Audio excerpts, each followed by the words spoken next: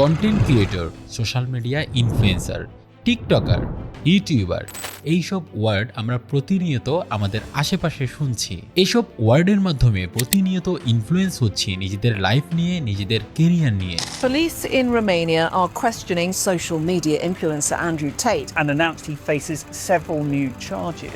এছাড়াও বর্তমানে খুবই ট্রেন্ডিং আরেকটা টপিক আছে। টপিকটির নাম হচ্ছে ফ্রিল্যান্সার। আর ফ্রিল্যান্সার মানেই হচ্ছে হাজার হাজার ডলার, লাখ লাখ টাকা। বেকার তরুণদের কাছে জনপ্রিয় হয়ে উঠেছে ফ্রিল্যান্সিং। 8 থেকে 10 লাখ টাকা আয় করেন তিনি। ফ্রিল্যান্সিং করে তাক লাগিয়েছেন নড়াইলের গৃহবধূ প্রিয়াঙ্কা গাইল। এই খাতে বিশেষ অবদানের জন্য একাধিক অ্যাওয়ার্ডও পেয়েছেন তিনি। এইসব হট টপিক নিয়ে কথা বললে কিন্তু কথার আর শেষ হবে না। তবে আজকের আলোচনায় আমরা খুবই মারাত্মক একটা টপিক নিয়ে আলোচনা করব, যা কিনা আপনার প্রিয় ইনফ্লুয়েন্সার আর আমার ভাষায় ইনফ্লুয়েঞ্জারদের মাধ্যমে পরিচালিত, যার শিকার আমি, আপনি, আমাদের মা বোন, ভাই বন্ধু, আশেপাশের সবাই, সমাজ, দেশ, এমনকি পুরো বিশ্ব। চলুন তাহলে শুরু করা যাক। প্রথমেই বড়লোক হওয়ার ফাঁদ। বর্তমান যুগে সোশ্যাল মিডিয়ায় খুব পপুলার একটা টপিক হচ্ছে খুব সহজে কিভাবে বড়লোক হওয়া যায়, অথবা ঘরে বসে কিভাবে লাখ লাখ টাকা অথবা ডলার ইনকাম করা যায়। ভাই তুই মান্থলি আসলে টাকা কামাস কত? 7 থেকে 8 লাখ। মাসে 5 লক্ষ ডলার আয় করে যেতে পারে। শুধুমাত্র এই টপিকটার উপর নির্ভর করে অনেক কোর্স বিক্রেতা লাখ লাখ টাকা কামিয়ে নিচ্ছে। তবে প্রশ্ন হচ্ছে, তারা যদি এতই জানতো তবে তারা নিজেরা কেন এই টাকা ইনকাম করছে না? দেখুন, খুব সহজ একটা প্রশ্ন।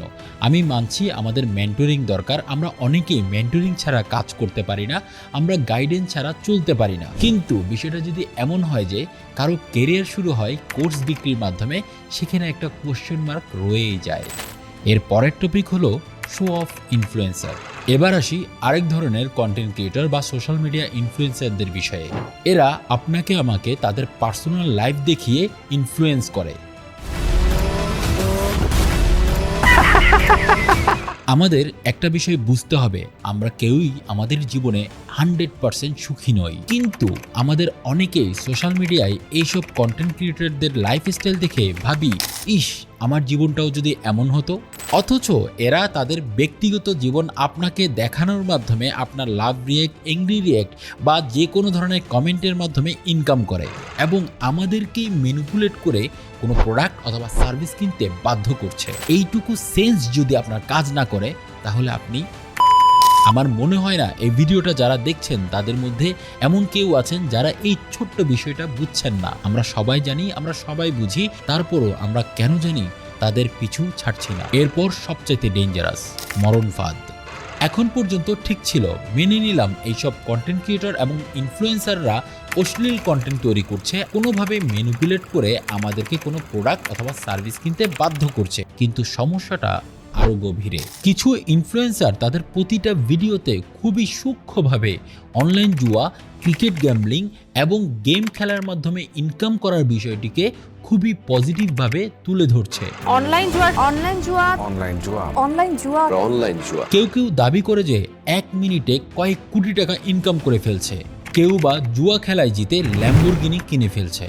অথচ বাস্তবতা সম্পূর্ণ ভিন্ন। আমাদের আশেপাশে শত শত মানুষ প্রতিদিন সর্বস্ব হারাচ্ছে এইসব অনলাইন গেমের ফাঁদে পড়ে। আমি গরু বিক্রি করে টাকা ইনভেস্ট করছি, আমি জানতাম না এটা জুয়া, আমি জানতাম এখানে টাকা ইনভেস্ট করলে টাকা পাওয়া যায়। ঋণের পরিমাণ বাড়তে থাকে এবং এই ঋণের পরিমাণ এক সময় কোটি টাকার উপরে চলে যায়। এখন প্রশ্ন হচ্ছে, মানুষ আসলে এইসব ফাঁদে কিভাবে পড়ে? উত্তর কিন্তু খুবই সহজ, সোশ্যাল মিডিয়া। অনলাইনে জুয়া খেলার এইসব কোম্পানিগুলোর অসংখ্য এজেন্ট ছড়িয়ে ছিটিয়ে থাকে আমাদের আশেপাশে সোশ্যাল মিডিয়ার আনাচে কানাচে, এবং এইসব এজেন্টরাই সোকল্ড ইনফ্লুয়েন্সারদের ব্যবহার করে আমাদের সমাজের রন্ধ্রে রন্ধ্রে ঢুকিয়ে দিচ্ছে এই ভাইরাস। এখন প্রশ্ন হচ্ছে, এটার সমাধান কি? দেখুন, দুঃখজনক হলেও সত্য হচ্ছে, এটার আসলে কোনো সমাধান নেই। আপনি যত যাই বলেন না কেন, আপনি আমার সামনে কোনো ধরনের সমাধান দেখাতে পারবেন না। আপনি বড়জোর এইসব কন্টেন্ট ক্রিয়েটরদেরকে আনফলো করতে পারেন, ব্লক করতে পারেন, কিন্তু সমস্যা হচ্ছে তাদের এই জায়গা দখল করার জন্য হাজারো ইনফ্লুয়েন্সার বসে আছে। আপনি একজনকে ব্লক করবেন, আরেকজনের কন্টেন্ট আপনার সামনে চলে আসবে, তার কন্টেন্টের মাধ্যমে আপনি ইনফ্লুয়েন্স হবেন, আপনাকে ম্যানিপুলেট করা হবে কোনো না কোনো প্রোডাক্ট অথবা সার্ভিস কিনতে। তার মানে হচ্ছে আপনি কখনোই এই কন্টেন্ট ক্রিয়েটরদের হাত থেকে নিজেকে পুরোপুরি বাঁচাতে সক্ষম হবেন না। তাহলে উপায় কি? আমার কাছে মোটা দাগে 3টি সমাধান আছে। 1 নাম্বার, নিজের ব্রেইনকে কাজে লাগান। 2 নাম্বার, সহজে ইনকাম করার যে প্রবণতা এটাকে বন্ধ করেন। 3 নাম্বার, খুব সহজে ইনফ্লুয়েন্সারদেরকে বিশ্বাস করা বন্ধ করুন। দেখুন, আমি খুব ভালো করে জানি আপনি এই কথাগুলো মানবেন না, আসলে আপনাকে মানতে দেয়া হবে না। এই যে মানতে না দেওয়ার ফ্রেমওয়ার্কটা, এটা কিভাবে করা হয়, কে করে, কেন করে, এটা নিয়েই আমার পরের ভিডিও। আপনাকে ঠিক কিভাবে ম্যানিপুলেট করা হয় সেটার বিস্তারিত জানতে আমাদের পরের এপিসোডটা দেখতে হবে। ভালো থাকবেন সবাই, আল্লাহ হাফেজ, আসসালামু আলাইকুম।